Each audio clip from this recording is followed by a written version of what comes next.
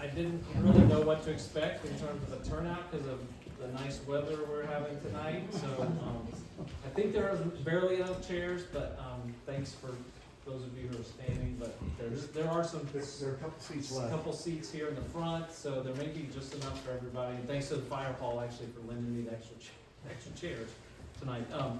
So quickly, I want to get on with kind of the discussion, and I'm sure y'all are all interested in learning about the historic district and the updates, but just a few kind of words of introductions and thanks and some housekeeping things, and then we'll get kind of into the meat of what we're here to talk about.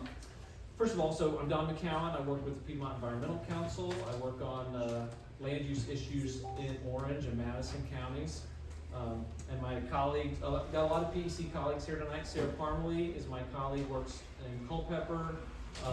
Hugh Kinney with PEC is around taking some pictures. Nora Saltheimer is here, our Director of Advancement and Development. Brent Sonnet is my colleague who works in this watershed on conservation issues. So there's a lot of PEC folks that, I hope I'm not forgetting somebody, but a lot of PEC folks in the room.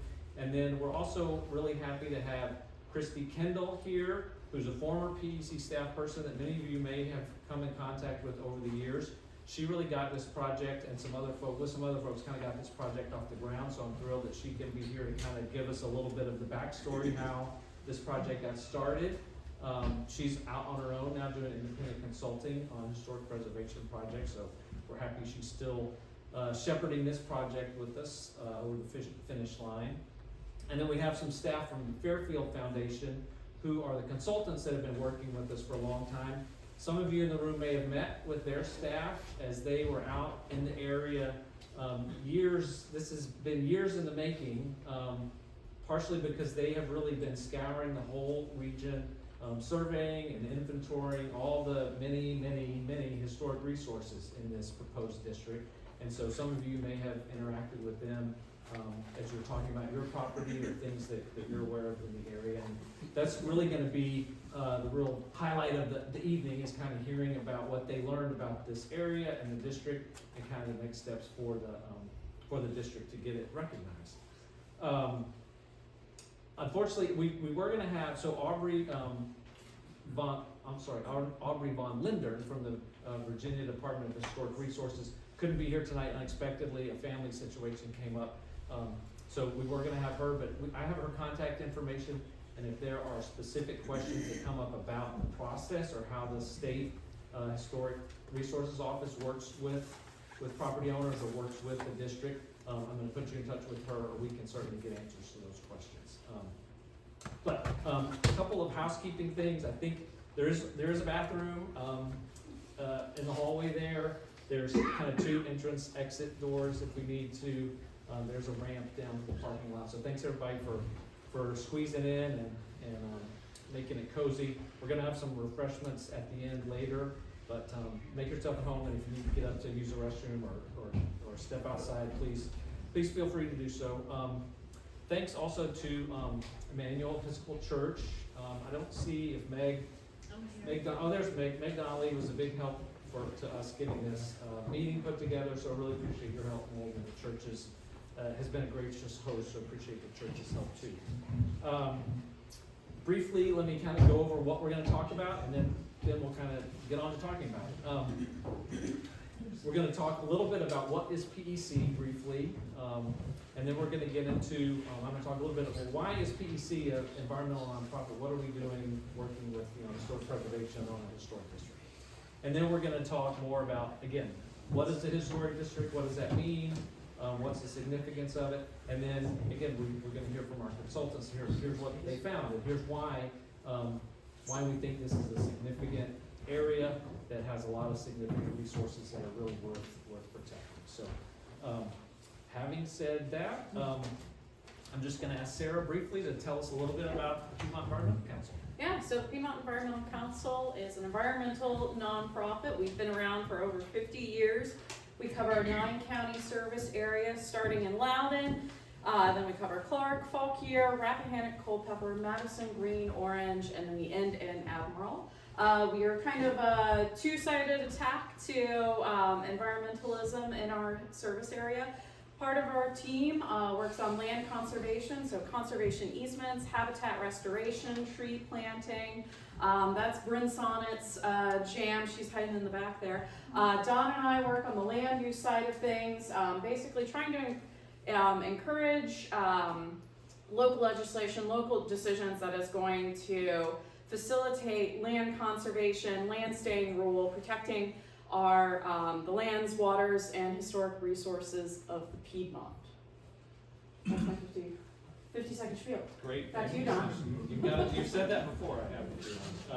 Thanks. Yeah, Sarah. So then the next question we wanted to just kind of touch on is like, so now, some of you may already be familiar with PEC or our work, or now that you've heard kind of Sarah talk a little bit about what we do, it might be a fair question to say, well, why is an environmental nonprofit dabbling in this area of historic resources or historic preservation, or kind of trying to shepherd a historic district process? We've done this kind of work for a long time. We've been around for 50 plus years, and we have helped stimulate a number of historic districts in our service area, and we do that one because we value these cultural as well as natural resources. And we feel like the process of establishing or designating a historic district can be a powerful placemaking tool. That's kind of planner speak, but placemaking tool meaning like, we want to foster a sense that this place is distinct, that this area, this district is a special place, and it is a distinct place. I live in a rural historic district, and you can kind of tell, that you're in sort of a special place that does have some distinctive characteristics about it. And that's kind of the purpose of this whole process. And for us, we find that by raising awareness of special resources and historical and cultural assets, as well as natural resources in an area, that really bolsters kind of a sense of community pride and investment. And we do find that it spurs an interest in protecting a special place. Once a place is kind of loved and cared for and is, sort of, the community feels like it's special, we do find that really does sort of foster a sense of, well, hey, we want to protect this place and we want to take care of it. And we have found that to be true. Statistics that I found, it's been about 30 years since the Madison, Barber, and the Southwest Mountains rural historic districts were designated. And we have found that the levels of conservation that have taken place within those districts have at this point surpassed about 40% of the acreage within those districts is now protected. We're going to learn more about what protections, or what designation as a historic district does. But again, we find that by building that community pride, that awareness of the resources, really encourages individuals and the community to say, hey, well, we really want to take care of this place, and encourage their elected officials to pay attention, care about these places in a comprehensive plan, hopefully, try to support good planning that does have long-term protections in mind. It is important too, I like to point out that there is kind of a historic district or a designation like this can stimulate some, what we like to think of as low impact economic development opportunities that complement rather than displace productive agriculture in the case of a rural district like this. Heritage-based tourism is something that Troy may have heard of.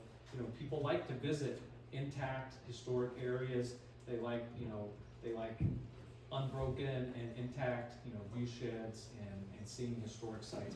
That is actually a real economic driver, and Orange County, has a lot to offer, and Orange County does try to lean into that as well. So it's an important, and Culpeper and Madison as well. There's a couple other benefits to communities and to landowners, and I'll talk about those in a little bit.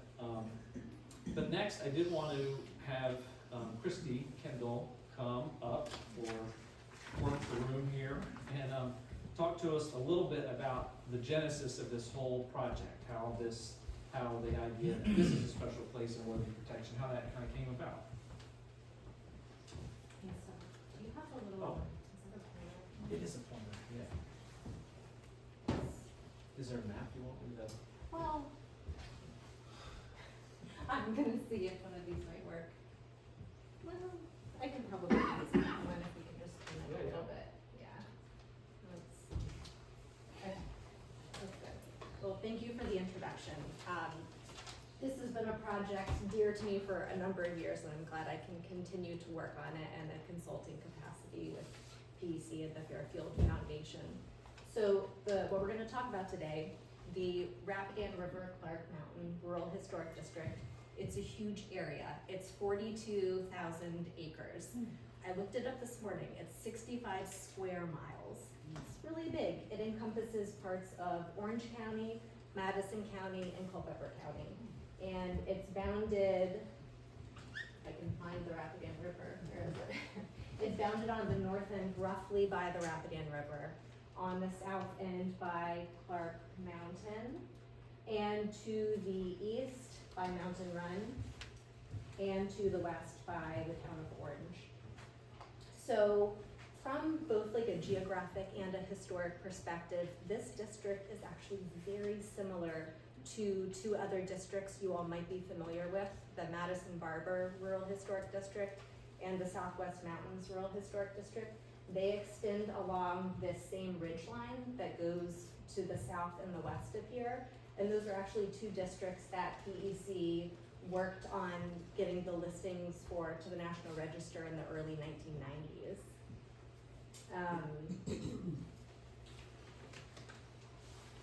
Oh, and I was also gonna say Clark Mountain, which goes along the south of the district here, goes along that same ridge line that extends all the way down into Albemarle County.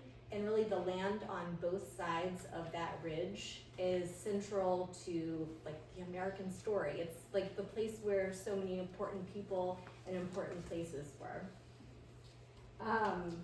Excuse me. And there was another point I was gonna make. Let's see what that was.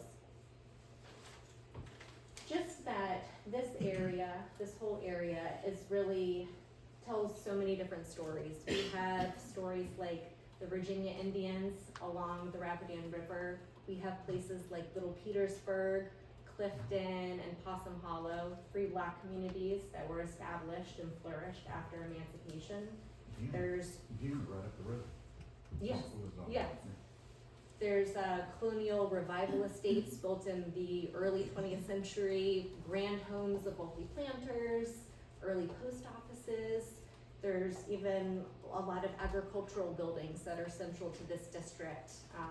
Show barns, dairy barns that talk about industries that expanded in the early 20th century, like horse breeding and dairying.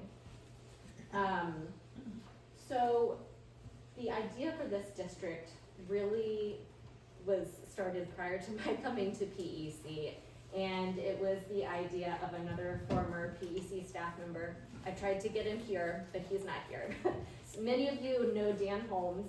He worked with PEC for over 20 years and was really familiar with the history of this area and knew a lot of the people here.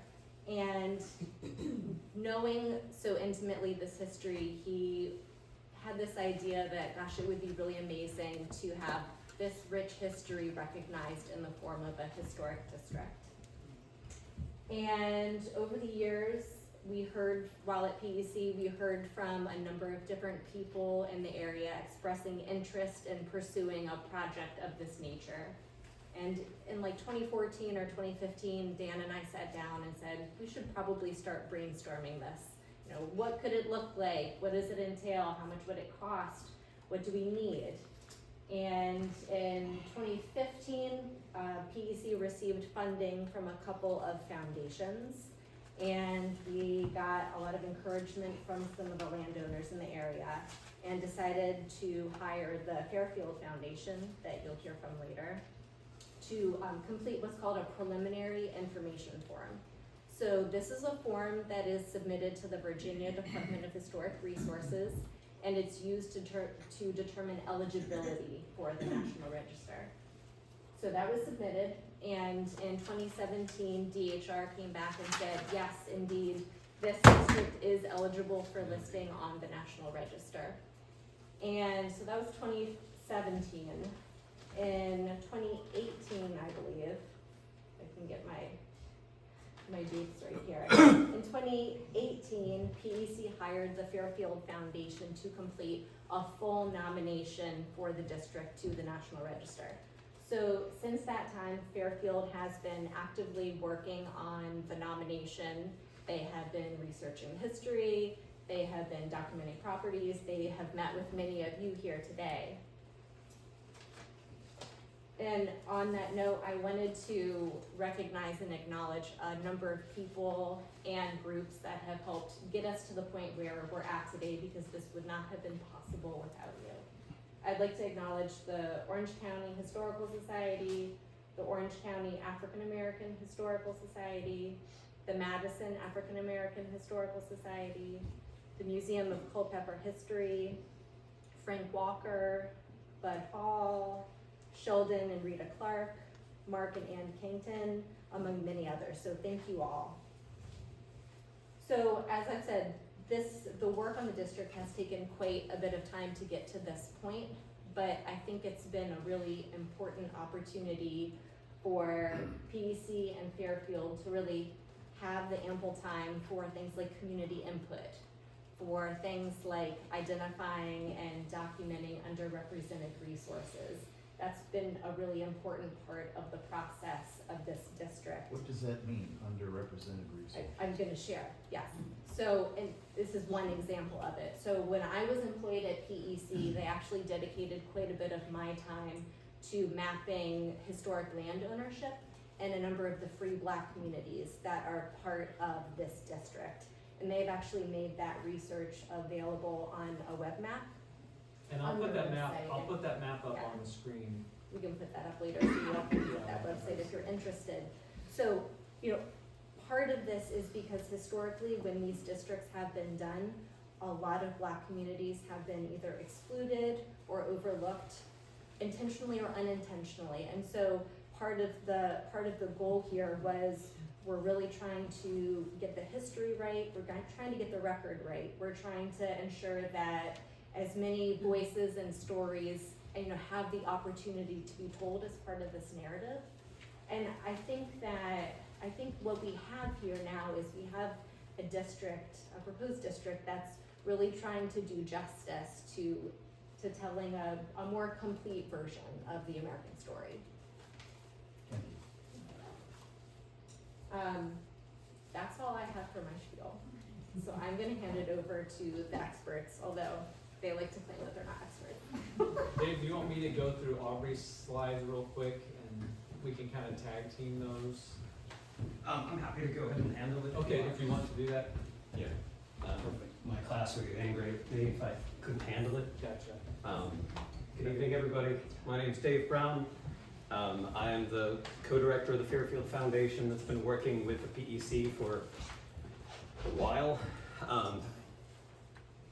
It's weird for an organization that's based out of Gloucester County, Virginia, on the Middle Peninsula, to go ahead and get a call about, oh, hello. It's a little interactive.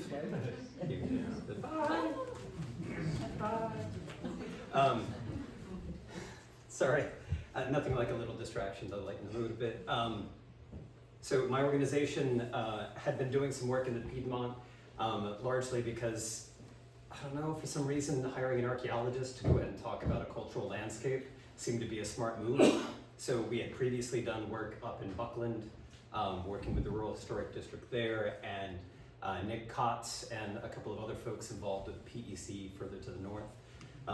Dan Holmes gave us a call one day and said, I got a project.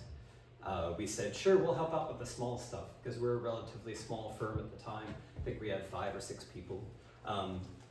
This project was an amazing opportunity to collaborate, because that initial preliminary information form was, I don't know, made us fall in love with the district. The way that it was put together, the kind of people who were so welcoming when we came by way back. This was before the project really kicked into gear in 2018. honestly, it was little things, the little bits of architecture that you see. I think it's an octagon that's right outside, and immediately you find yourself captivated by the interesting little stories are across the entire district. I think we stopped into the general store. There was an older gentleman there that had some difficult ability walking, but he was very welcoming, brought us into the store. I'm not sure if he's still around anymore, but he was wonderful. Just the way folks took such pride in their history and the area around them, it made us feel like, even as we were coming from as far away as Eastern Virginia, that this would be a place that we could hopefully listen, learn from, and then write things down on a form that we're pretty good at filling out and bring some attention to and acknowledge the history that people were sharing with us. I do have to play 2 roles this evening, so I'm gonna pretend to be Aubrey Van Lindbergh. I can't be her, she's fantastic and wonderful, but her family emergency means that I'm going to read some slides to you guys. I do teach this at the College of William & Mary, so I should be able to answer most questions as well, but I will say this, there may be a moment you ask a question and I can't answer for the Department of Historic Resources. I can just give you my best guess and then her email's at the end. I'm also exceptionally long-winded, so I'm going to try to keep my explanations as short as humanly possible, with the hope that then I can answer questions after. And myself and 2 of my team, Nathaniel Glasgow and Oliver Mueller-Hoybach, are both here today. Oliver and Nathaniel did much of the writing on this, but because it's taken us so long, they actually joined halfway through the project. And only a handful of us were here for the majority of the survey, and I'll go over that a little bit once we transition from Aubrey's into my part of the presentation. So the Department of Historic Resources likes to highlight not only their establishment, but also how the National Register of Historic Places came about. Because it's a point of great confusion. There's a lot of folks in the country that often see their first introduction to preservation is by learning about Savannah and not being able to paint your house pink, or being required to paint your house pink, and the kind of things that usually scare the crap out of us as homeowners. And so they like to go through and talk a little bit about how Richard Nixon started it, just to give credit where credit was due, but then also to go into how it's evolved into this major preservation program across not just the state of Virginia, but across the entire United States. And how much it's done as far as benefiting communities that want to retain the character of their historic places. I do joke with my students about hating to read slides in front of folks. I do also hate it because I have a PhD, but I can't read very fast. So if somebody wants me to go back, you can just raise your hand and say, can you go back one? I'm happy to do so. What is the National Register? So it's a list of properties. When they call it a register, it's specifically about having that list that you can reference. It's a piece of reference. We like to think of it like a time capsule. It's meant to document this entire landscape in a way that folks can then say, at the time that it was written, this is what it looked like. This is what we knew, or we could reasonably know, and within a reasonable amount of page length. Because one of the things that in the years that I've done National Register nominations, there's often a desire to include a lot of information. We simply can't put all within that pack because people find it, they're passionate about it, but there's simply not enough room in it. I know the narrative that we've written for this district is already over 100 pages long. And yeah, a lot of that is inventory. It's 2 to 3 lines per property that describe contributing and non-contributing buildings. But then a lot of it is that narrative that kind of stitches together the time from indigenous occupation all the way through until the modern day, but also talking about the various types of architecture, the types of industry that were here, and the important things that make this place special. The National Register was put together through the National Preservation Act of 1966. The Virginia Landmarks Register, every state has its own register, came shortly thereafter. And these are honorary designations. And this is like the crux of most of these, is that when folks who own properties within districts, the first point they're concerned about is how it's going to change things. And as someone who has worked on these for many, many years, most often the only thing that changes is that people feel like an expert has come in and said, your area is worth it. your area is important. It's like, yeah, but can I tear it down? It's like, yeah, unfortunately, you can still tear it down. But is it important? It's like, yes, it is. And why is it important? Well, because that person with a PhD said so. And they put 100 pages of information together that says it's important. And then these people up at the state said, yeah. And then these other people up at the federal government said, also, yeah. And that's what happens. It's always understandable if people have questions or concerns. I will never belittle anyone for coming up with something that they've heard and said, is that the same as this, or is that different? So please, ask the questions whenever you have, but know this, it's an honorary designation, and it opens the door for things, whether it's preservation easements, which is a choice, or rehabilitation tax credit programs, which is a choice, that you get to choose, not something that anyone forces you down the road. What is a district? Okay, so significant concentration or linkages of resources. That means when you're going through the district, you kind of have the same feel at one end that you do on the other. You're seeing some similar resources, you're feeling like there's a connective tissue that tie these things together.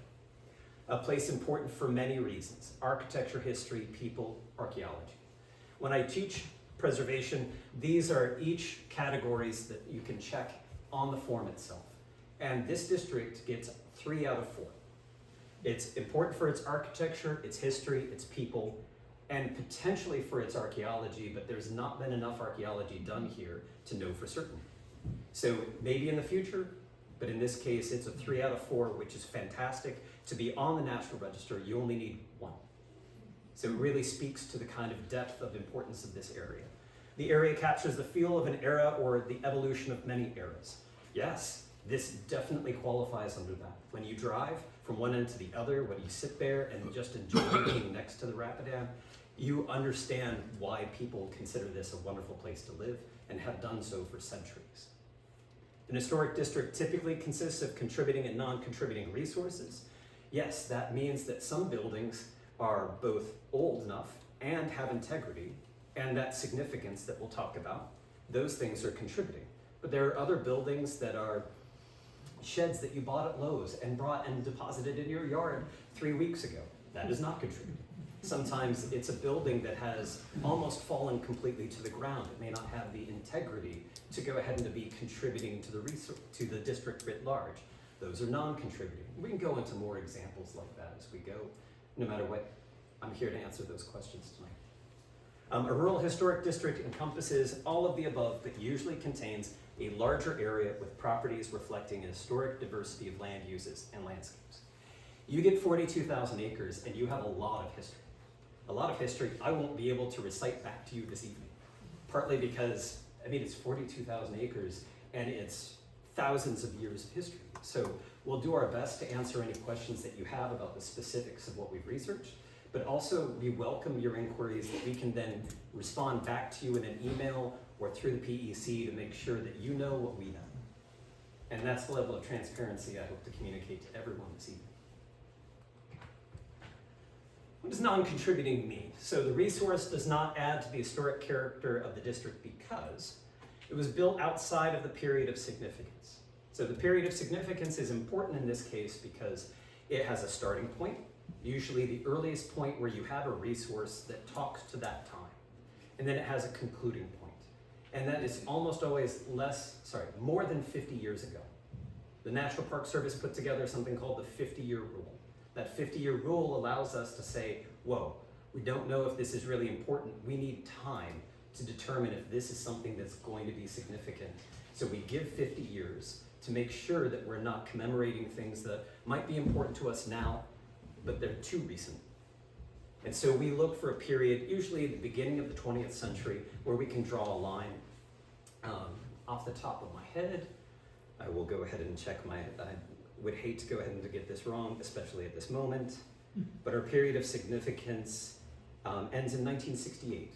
So we're trying to pin it just about to that time when we had essentially 50 years prior to when we had started or done most of the survey, right before COVID hit. I'm surprised nobody mentioned COVID yet. Anybody else feel the trauma of COVID still? I'm not gonna ask if you can smell or not, or taste or not. I'm gonna try to keep that level of remembering to a minimum. It does not relate to the historic themes in the district. And this is technical. Sometimes you have a district that's only about the Civil War. And so you might not think of a resource as contributing, even if it's relatively contemporary, because it doesn't speak to that. We have almost everything, the properties that we think of as contributing in this district, there's more so than normal because we have so many important themes that speak to that. A lot of them being agriculture, some of them being the architecture of the district, some of them being associated with an important person. And finally, due to alterations, changes, or additions, it no longer retains historic integrity. So this is usually the if I travel back in time, would I recognize it theory. So if you have a house that you are thinking of as important for the period of significance, but then somebody has put a wraparound porch and 3 additions onto the side, that might have changed it so much so that you couldn't recognize it now versus what it was back then. That's a question of integrity without actually a loss of historic fabric. At other times, you have a beautiful house, and all that's left is the small addition because it was taken down for whatever reasons, and then a new addition or a new portion of the house is built up. So you might have an old section, but it may not speak as a contributing resource because the majority of that building had been taken down. So just a couple of examples. Again, we can go into more detail. What does contributing mean? The resource adds to the districts. So it was present during the time when the district gained its significance, so that it's inside the bracket. It relates to the significant historic themes of the district. Obviously, for instance, if we're talking about Carpenter Gothic, obviously the church is going to be in. There are several homes that speak to that architectural style.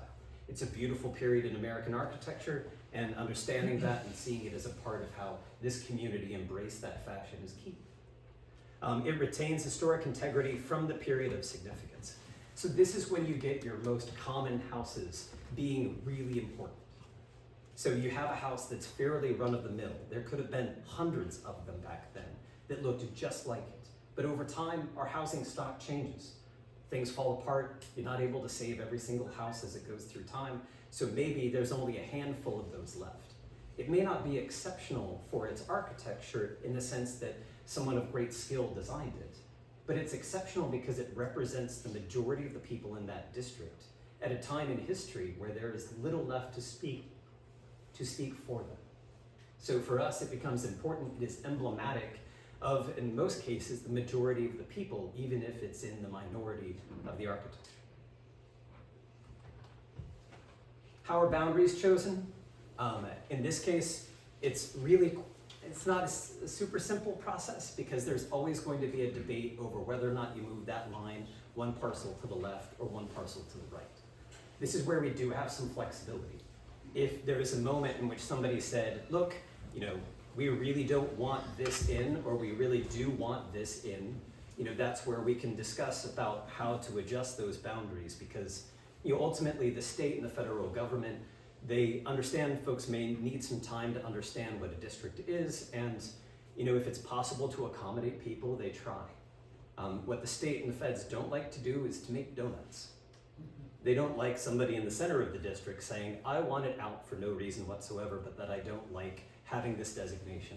Then you get into a different kind of conversation. But in this instance, most of the reasons that we keep these boundaries are for these reasons.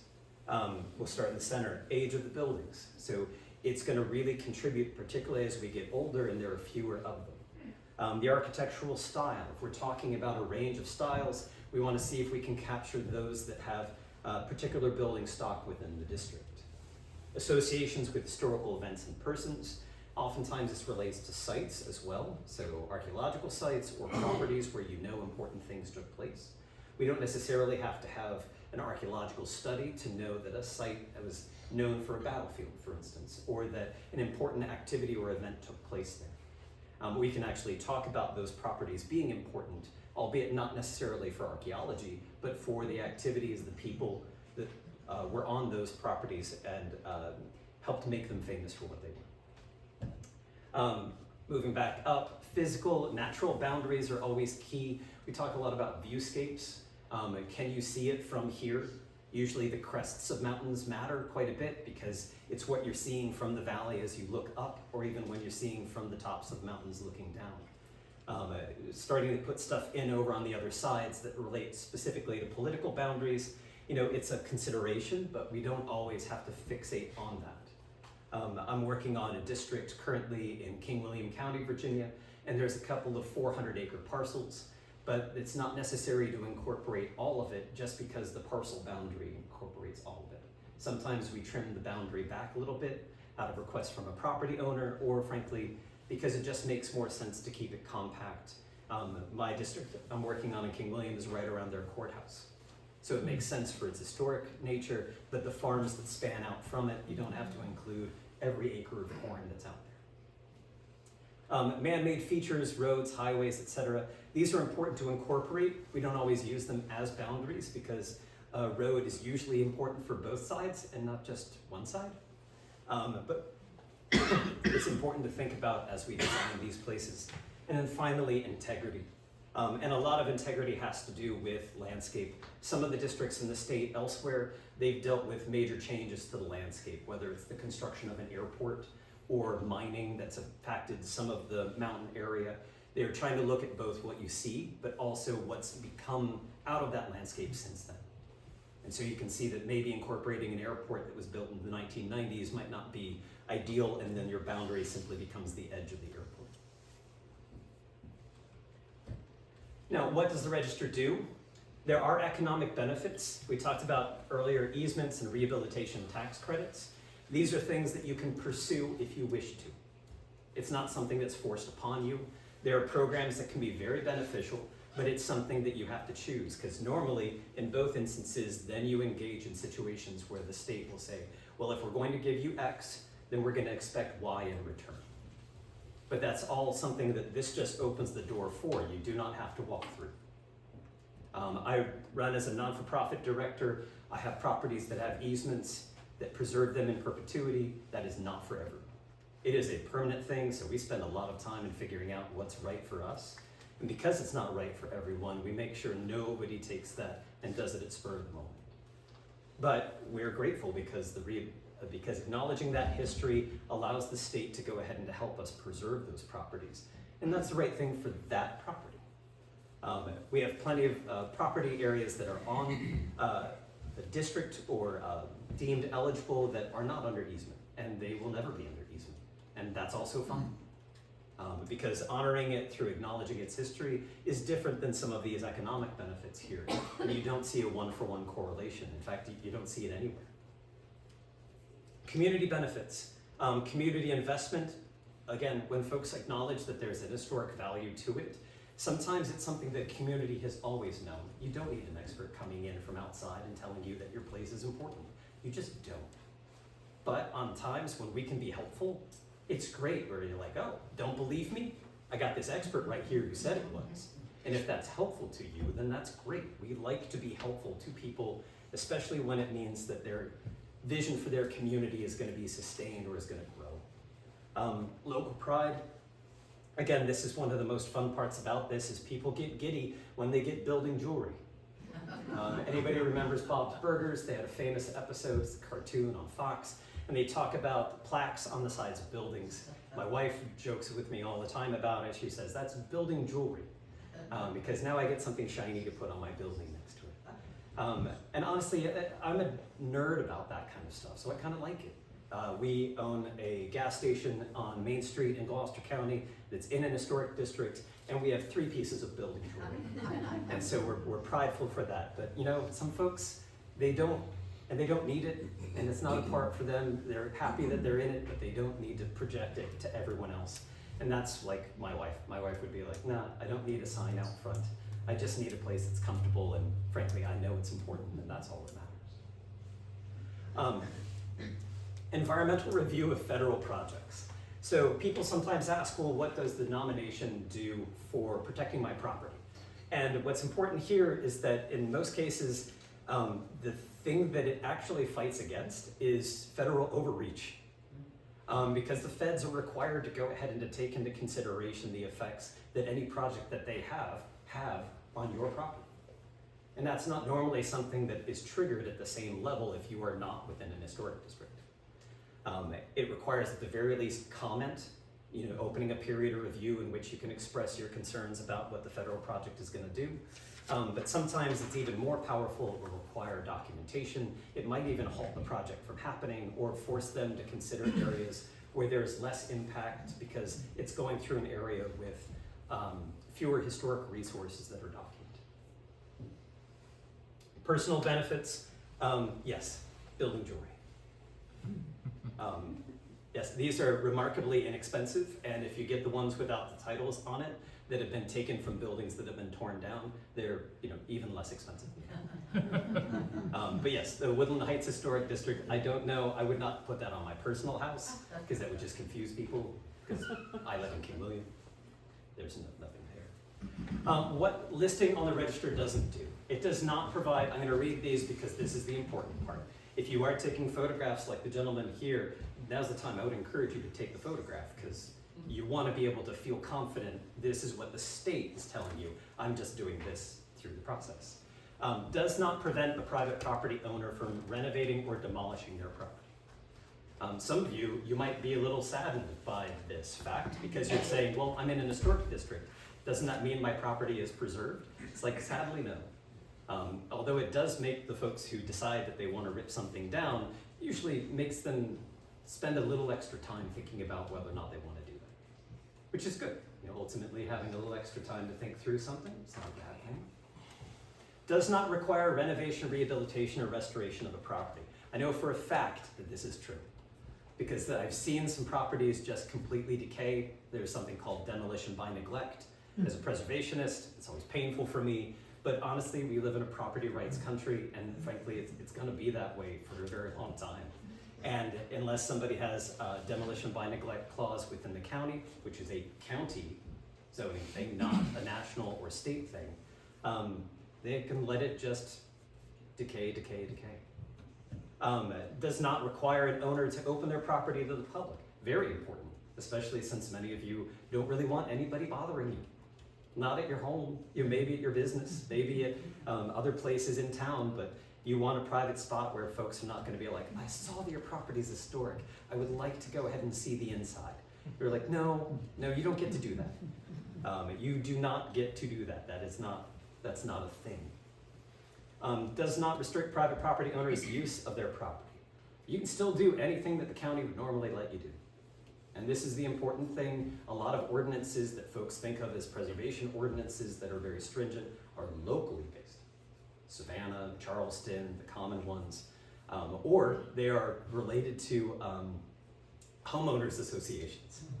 We're never going to tell you that your mailbox has to be 26 inches instead of 25.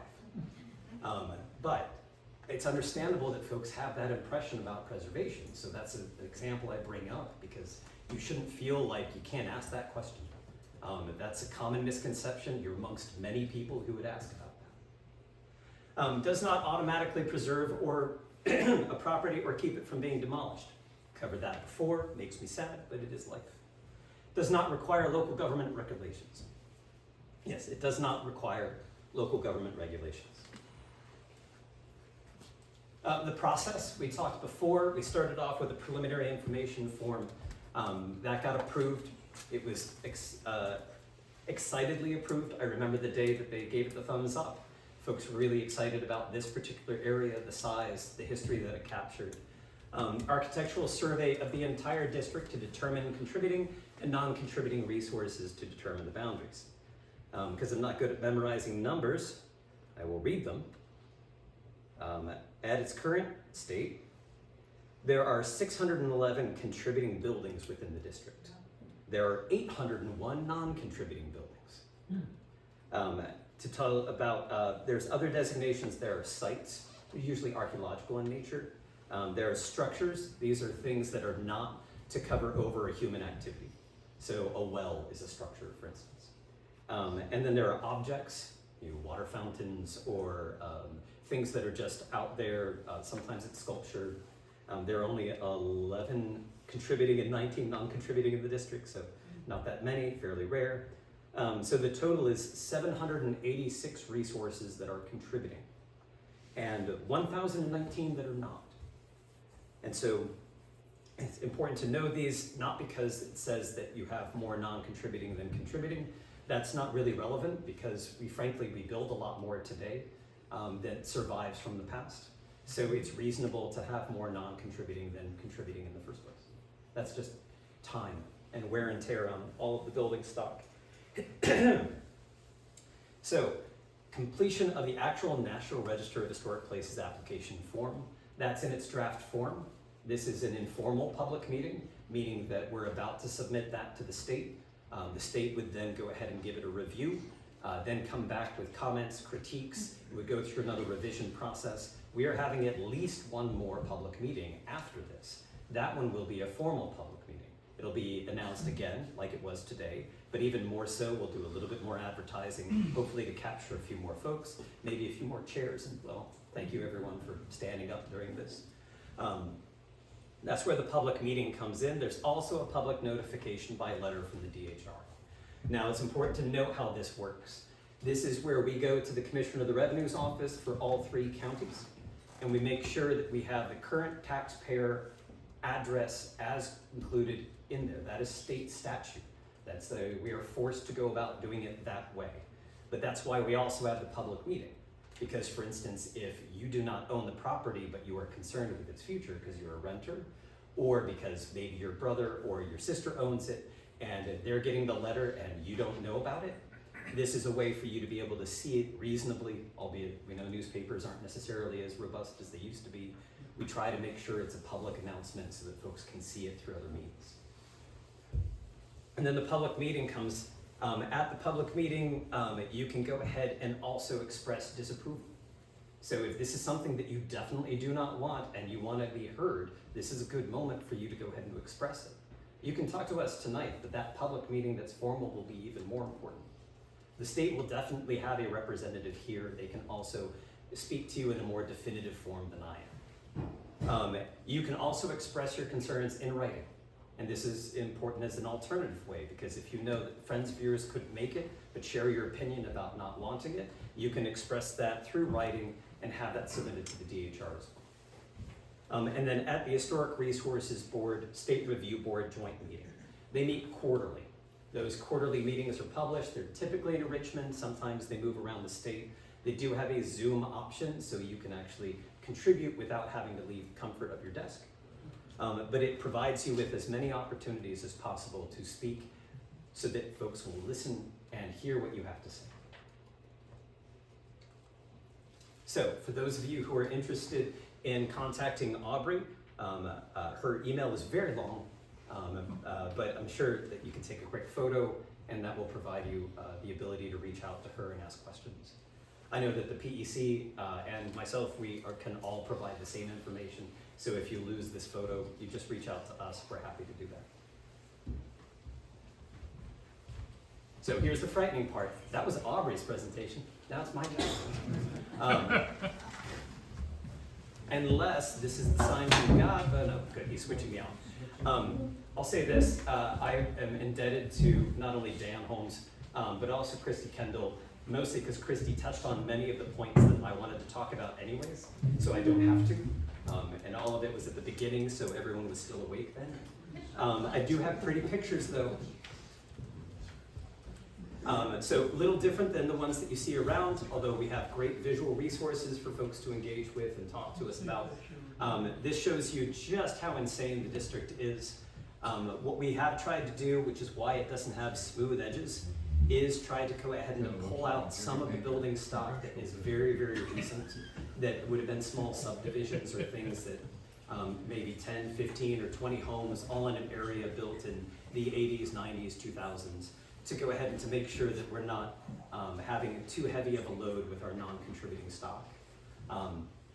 At the same time, having that connectivity between one end and the other, not just geographically, but also topographically, and understanding it as a district that includes both river and mountain, it was important for us. And I think, while it's a little strangely shaped, most folks would understand that, especially if you grew up or have lived here for some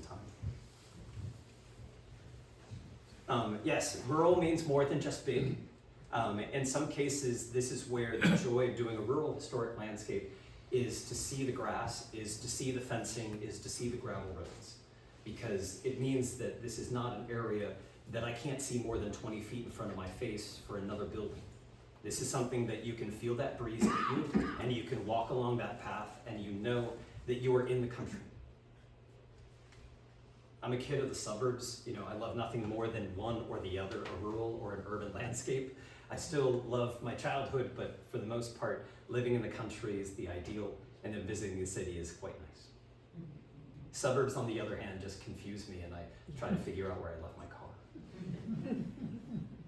And then you have moments like this. These are three things that always caught my eye when we were here. We started the survey in person before COVID.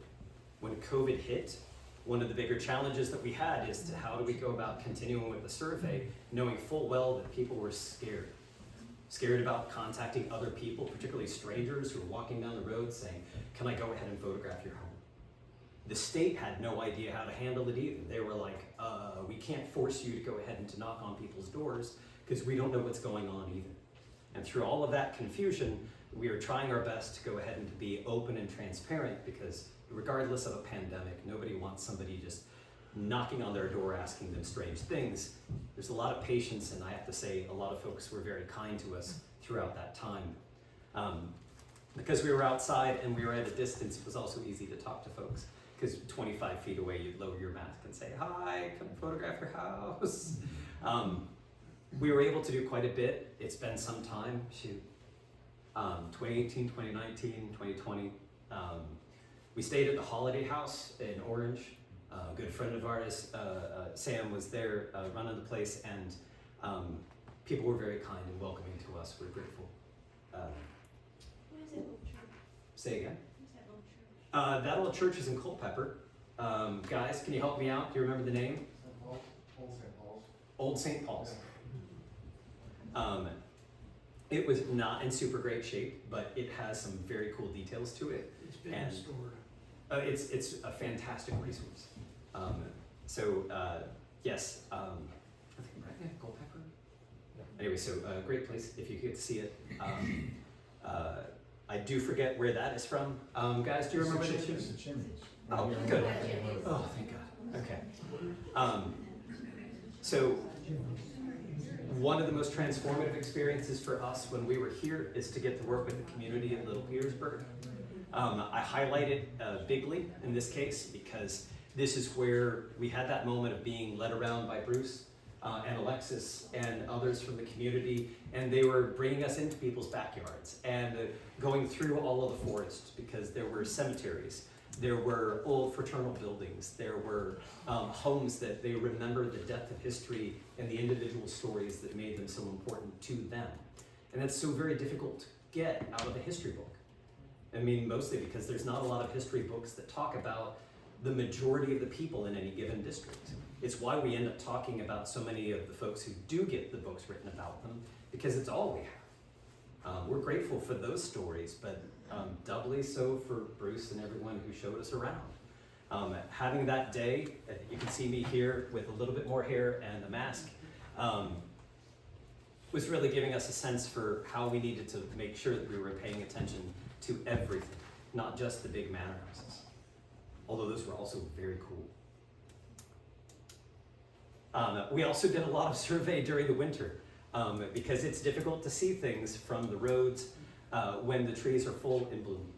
And so we would take some photographs, some of the places really popped, but we still needed to return during other seasons to make sure that we were able to capture property owners when they were home. Capture's maybe not the right word.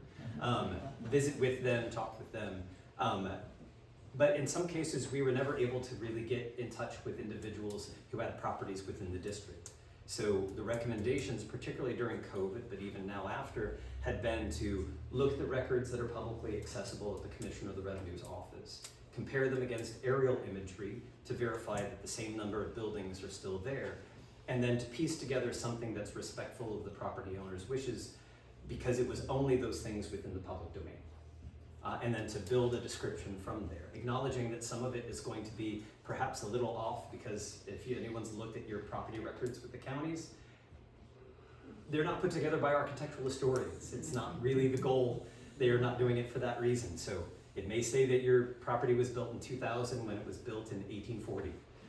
And that's just the reality of life. We tried to use our skills as architectural historians and as landscape folks to go ahead and to better understand those. And so the roadside became a perfect avenue. Nobody tried to run us over this time. It was very nice of them. But also just, you know, it did give you that sense as you were walking through the district of a little bit of that history instead of just driving from place to place. And that house on The house on the right, gentlemen. Help me out here. My neighbors. Yeah, River Road. right. River Road. Does anyone know the name of the house? 1940 Guy House. Okay. Not, you know, it's all right. Sometimes a little bit of embellishment goes a long way. So believe me, this is sometimes the things that make you smile aren't the fanciest things in the world, but they do tell you about how somebody made a decision back then, and you know how cool it can be. Those Even pillars just for aren't original. agreed, yes. But I mean, like so many folks, you know, it's what's happened within the district. We're capturing time, not necessarily judging people for good or bad decisions or whether or not we agree with something architecturally. Mostly what we're doing is description and not evaluation. And this is just examples of the survey maps that we put together. So when we went from property to property, we would have an iPad, and we would bring up the aerial image, and we would begin to do a sketch based on what we saw from the aerial imagery that was available. Then we would go ahead and start labeling things from what we understood. It took photographs when appropriate, when permission was granted. We were able to walk onto the property and to photograph those things. Some limited historical research, mostly done by Christy, could tell us a few things about cemetery locations, that kind of thing. There are also published history books in the historical societies that allowed us to go ahead and to dig deeper, so to speak, in each of these. Ultimately, the benefit is to try to pull together something as accurate as possible, knowing that in some cases it's impossible to be perfect with it. Also, we're covering a span. So between 2018 when we started the survey, and I think the last property we surveyed was a year and a half ago, maybe two, because it's been taking that long to put together the 100+ pages of narrative on this and to get everything tightened up perfectly to bring us to this meeting. And I always like this one, not because it's very colorful, but it gives you the understanding of how complex a lot of our neighborhoods could be. And this is Little Petersburg. This is Christie's handiwork, where it shows individual house lots. You can see how many of them there are there. Many of them had houses at one time. Very few of those, sadly, still exist. So as a landscape, we try to appreciate this for its history. So this is the 1937 aerial, if I'm not mistaken. It says 2020, but we were using historic aerials we got from the National Archives. And frankly, if anyone is interested in looking at your property in the 1937 aerial, please let us know, because we got the entire district done before COVID, and can send you a quick JPEG that shows exactly where it looked like back then. It's kind of a fun thing. Even if you don't want to be in the district and you hate this entirely, just send us one and just say, I just want that 1937 aerial, happy to provide it. It's just cool.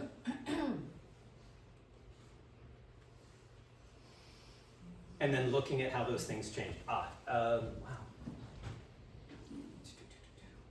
Anyways, you can see how the foliage changes. I think we mislabeled it, but in this case, you can really understand that what we have today is not necessarily fully reflective of the period in the past. We try to use that change over time to describe, an important chapter in the 20th century that, as we look at history, is becoming ever more important.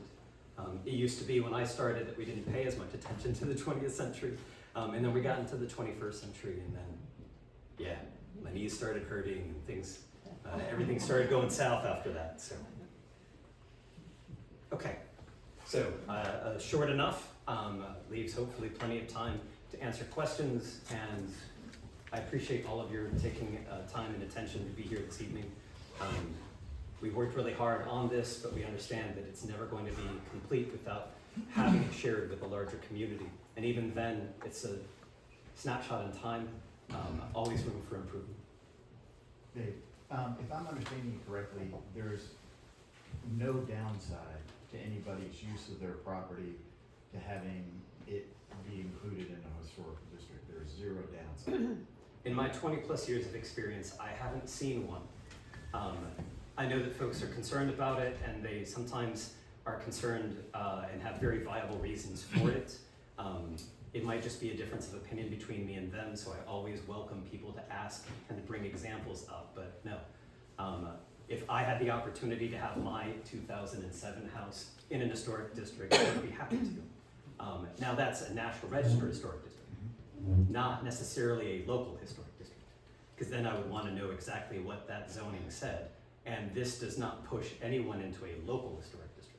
What is the relationship, if any, then, between the National Historic District and then a creep, perhaps, of the local historic district coming in, sneaking underneath like the camel's nose under the And tent? I understand that completely. In this case, I haven't seen it happen. So like, okay, I'm a selfish preservationist. I like to save everything. Sure. Just be flat out on the table. I'm very saddened by there being no correlation whatsoever between being on the National Register and then the appearance of a local historic district. I mean, normally one is acting on the other. So in King William County, there's an historic overlay that was done back in the 70s. And I'm on their Historic Preservation Architectural Review Board. But it's a byproduct of the early 1980s. It's almost never changed. And there's no trigger. So we have plenty of buildings that are on the National Register that are not under the zoning. It has to be the property owner's desire to put it under the zoning. And that hardly ever happens. I mean, I have to do a better job. I have to go bug them about it to get it under, and I don't have that kind of time.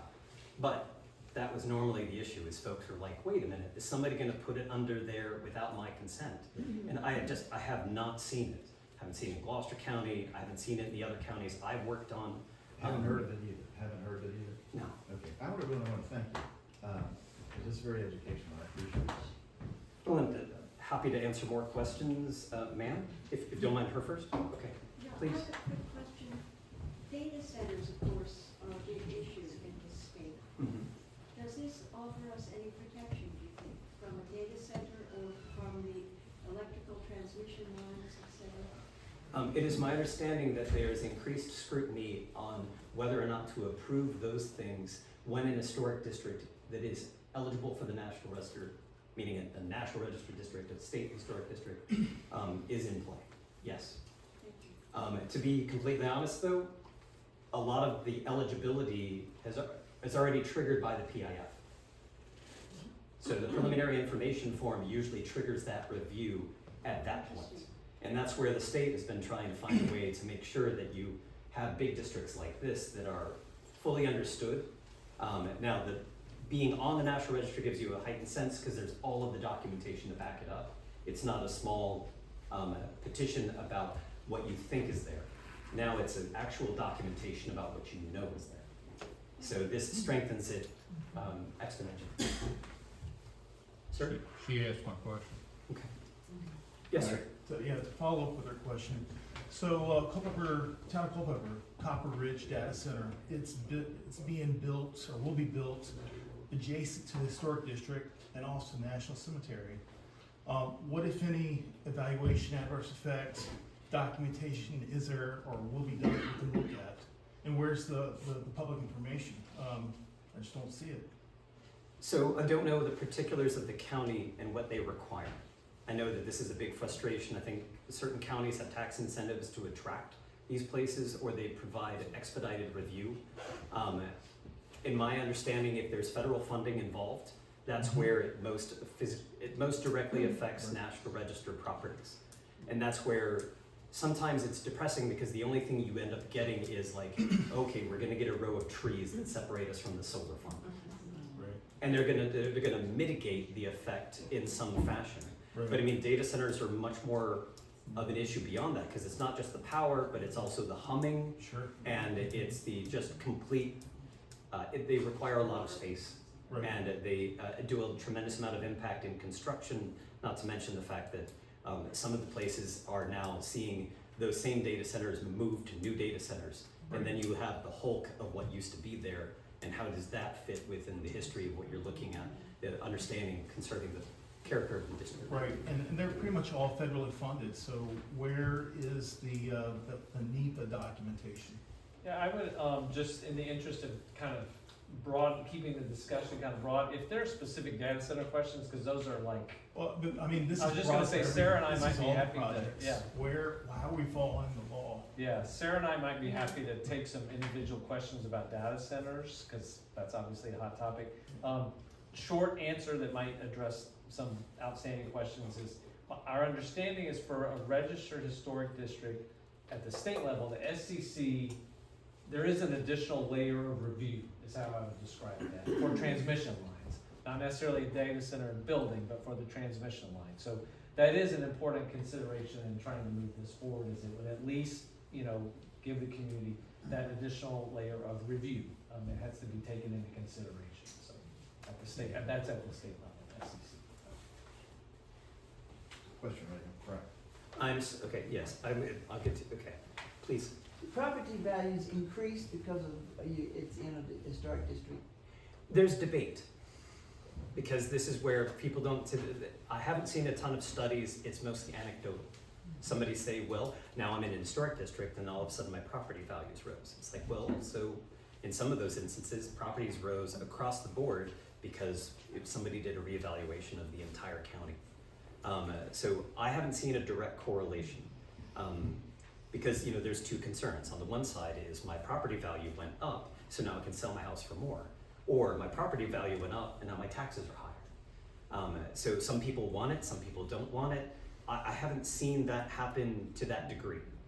But if somebody knows different than that and has a study, I would love to teach it to my students, because that's one of the things that they ask is 20-somethings. So I'm pretty proud of them for that. Thank you. No, he's got one already, so we'll come back to him though. Please. The village of Rapidan has its own historic district, it's been in existence for, I don't know, years. And it's amazing. Is it incorporated into this new district? So it's all, so it's not independent? So technically you're in 2 districts now. It doesn't really, it's like having 0 plus 0. Sorry. That was a little too honest. It's still the Rapidan Historic District, it's just within. Correct. I would like to say you are twice as special. No, that's one of the best documents. It was being able to read that one and then understanding that there was some reevaluation done by a company called Dovetail. It's out of Fredericksburg, and learning a lot because it's really quite a gem within the larger district.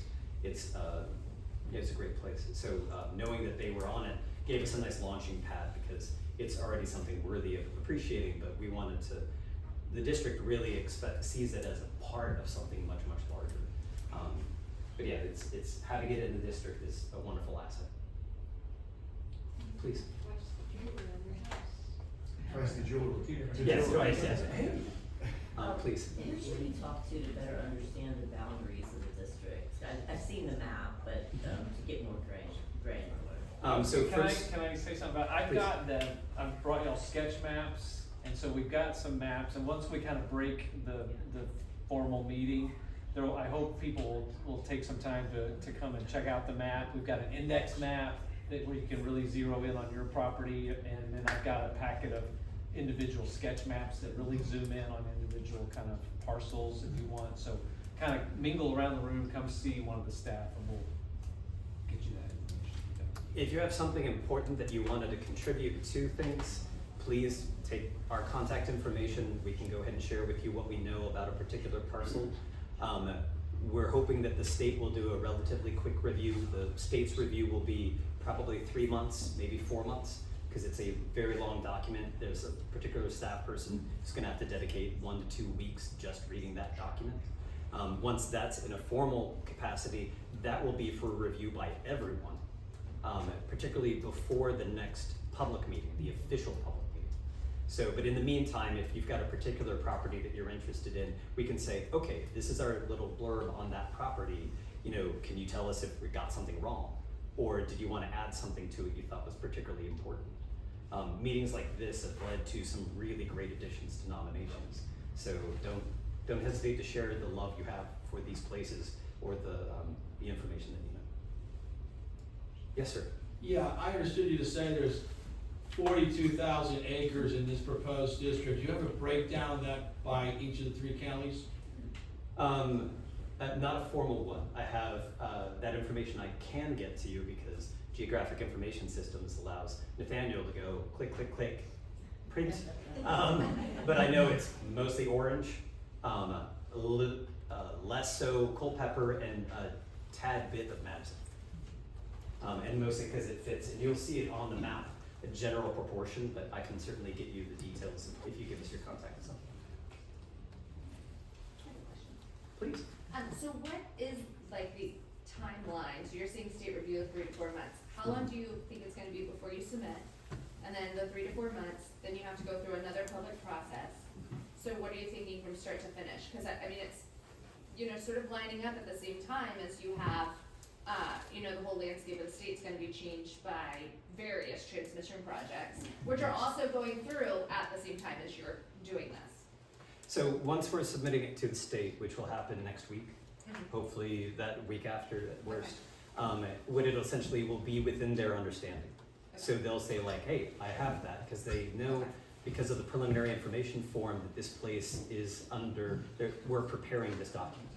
So they'll be able to pull those things aside. It won't get the full examination like you would if it was already on the Virginia Landmarks Register or the National Register, but the folks at the state, when they're doing review within their offices, are usually pretty good about capturing those things. Now, to answer your question, because of the quarterly review process, but also the lengthy nature of this sizable district's review, we're hoping that if we don't have that much that we have to fix based on what the state wants us to, how they want to organize it, with something this big, there's only 2 or 3 larger rural historic districts in the state of Virginia. And that's pretty remarkable, but What when do we they're have to do to reading- be the biggest? slow down. Slow down. This is we're not going for bronze or silver or gold. We are all winners in the end. But my hope is that we're looking at 9 to 12 months to get on the Virginia Landmarks Register. The thing that happens at the state level, Virginia and New York State are the 2 most recognized National Register states in all of America. And so they have very busy state historic preservation offices, and so sometimes there's so much else on the plate that is in the queue that things get bumped for 3 months, and that's where it gets frustrating. But our hope is that it doesn't, that any delays wouldn't affect the good that it could do for the community, however the community sees that. We're hoping this is a beneficial document for the community. Yes, ma'am.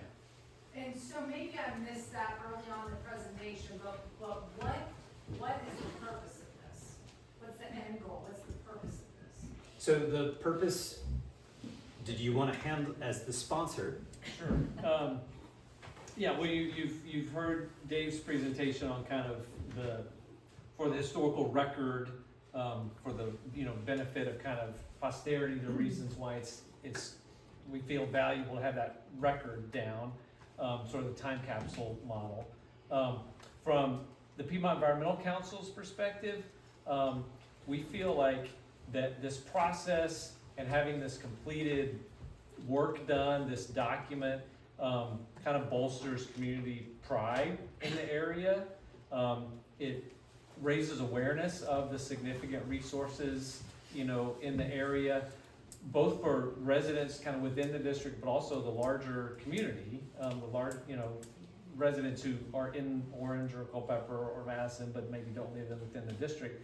But it raises awareness, which again, we hope will foster a sense of stewardship, that people care about this area because it's important, and we can point to these reasons, well-documented reasons why it's significant, why it's special, why it's a distinct place, and hopefully that will encourage people to protect the area and to pay attention to local land use decisions and incompatible development threats that may come along and say, well, wait a minute, this is a special place. We've already established this is something special, and this proposed land use that is gonna displace agriculture or is going to stress our community resources or national resources. Maybe this isn't a good place for that type of use. So that's our hope, that this will kind of spur just real community engagement and a feeling of stewardship to this special place. So. But it wouldn't necessarily stop that from happening, is that what I've heard earlier? This process or this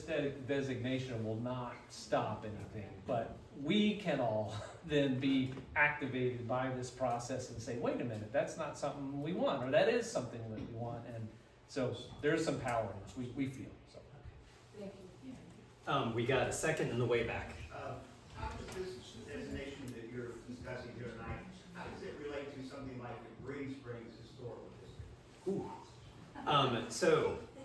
That's an amazing historic district, but unfortunately, I don't know a ton about the lives of the residents within that district and how it has changed their lives since it was first put on the National Register.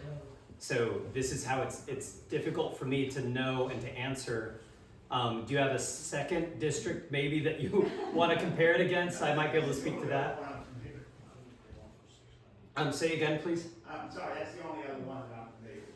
I mean, in theory, any historic district in the state would have similar kind of comparative results, but every place is a snowflake. Every place is unique and has its own qualities. It's really, it would bring pride. It would hopefully just foster all of the kind of positives that we marked out. But yeah, I don't know enough about their experiences, so I couldn't tell you. Sorry. Well, Green Springs is a different type of district, Yeah. completely, because it's under the National Park Service, my understanding.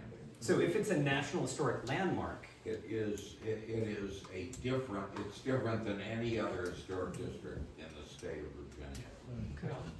Different geology. yes, it's one of the most visually stunning places I think I've ever seen. So my apologies for not being able to add to that. He's got you this time. Okay, yes, sir. I haven't heard, but do the different county governments of the 3 counties have any say in this whatsoever? It's required that we notify them that this is happening. In fact, we notified all of them on the preliminary information form. They have a form you have to fill out that says who's the who's the county administrator, and then the contact information so that it can be shared with them. Many counties have some kind of historic preservation or architectural review board, and it's usually given to them to maybe comment on, but I'm not aware of anything that's triggered in these 3 counties for those things. The county has to be, told that this is going forward, and then the state responds to comments and questions that the county has. You would think that the county would have staff that were fully versed in all of the preservation initiatives that are for the state. That's unreasonable. There's a lot of great staff that just don't have the time to absorb everything, especially in rural counties where there's so much more complexity because of everything that they cover.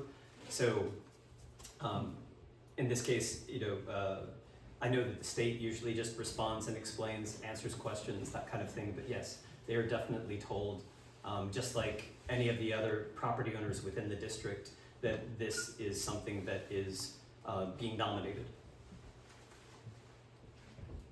Yes, sir.